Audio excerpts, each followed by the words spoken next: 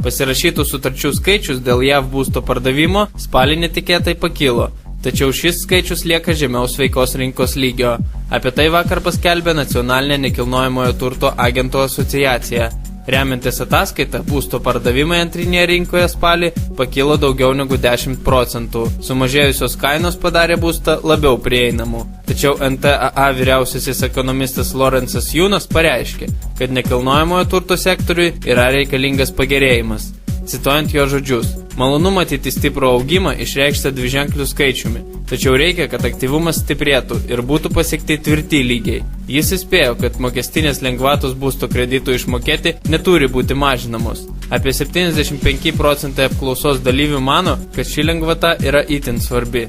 Šią savaitę Jungtinių valstijų federalinė rezervų sistema savo rusvosios knygos ataskaitoje pranešė apie šiokį tokį ekonomikos būklės pagerėjimą. Tačiau pažymėta, kad situacija nekilnojamojo turto rinkoje lieka nepalanki. Būsto pardavimų skaičius padidėjo pagyvėjimo būsto rinkoje metu, kainos dėl to pakilo. Po to pagyvėjimą sektoriuje pakeitė kritimas ir šiuo metu sektoriaus būklė nėra stabili. Priminsime, kad pardavimai demonstravo teigiamą dinamiką dėl vyriausybės suteiktų stambių mokestinių lengvatų. Kai tik balandį lengvatų terminas baigėsi, sektorius vėl užsnūdo. Iš svarbesnių statistinių duomenų galima išskirti naujienas iš Šveicarijos.